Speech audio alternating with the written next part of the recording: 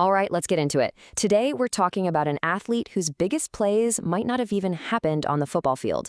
This is all about J.J. Watt and what his story tells us about the changing idea of a sports hero. So, just think for a second. When you see a pro athlete's name flashing across your screen, what's the first thing that pops into your head?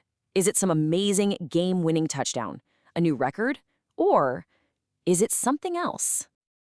For the longest time, we've kind of kept athletes in two different boxes, right? You've got the on-field stuff, the tackles, the stats, the wins, all the things that make us jump out of our seats.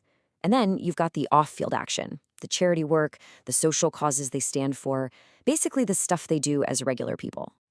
Well, that line between those two boxes, it's getting blurrier and blurrier every single year. An athlete's impact isn't just about their stats anymore. It's about the real-world change they can create. So let's dig into why that is.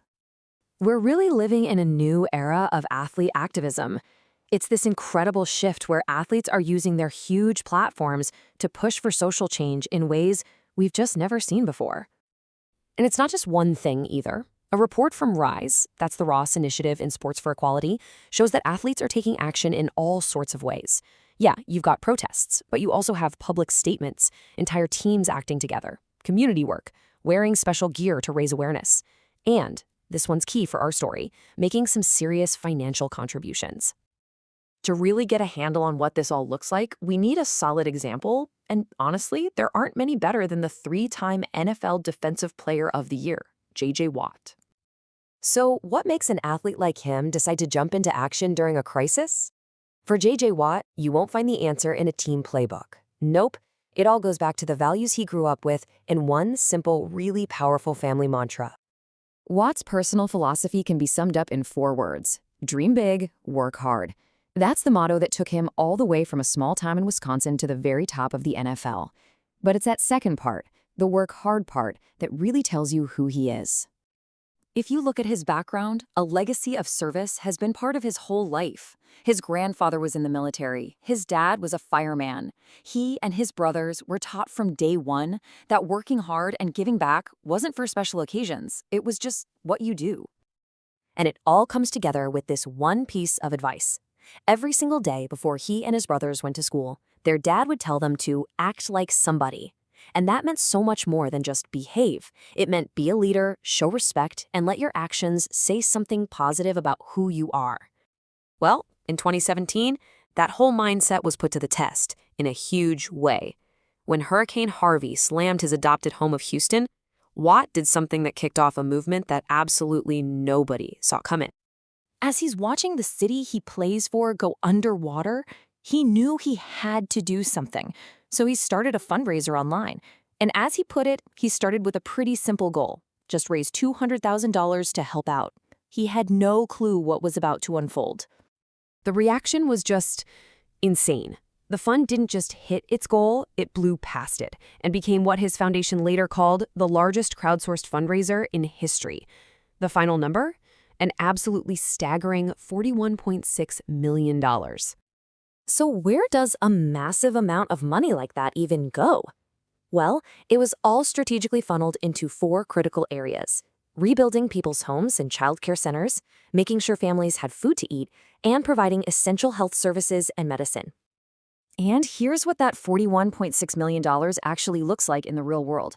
Over 600 homes were cleaned out and rebuilt. More than 420 childcare centers were fixed up, which is huge for letting parents get back to work. And get this, over 26 million meals were handed out. This was so much more than a donation. It was a literal lifeline for thousands of people. Now, what Watt did is more than just an amazing story. It's actually a perfect case study for this modern athlete's activism playbook, and it helps us understand the bigger picture of what's going on. Remember that RISE report? It breaks down the main goals of athlete advocacy into 5 categories.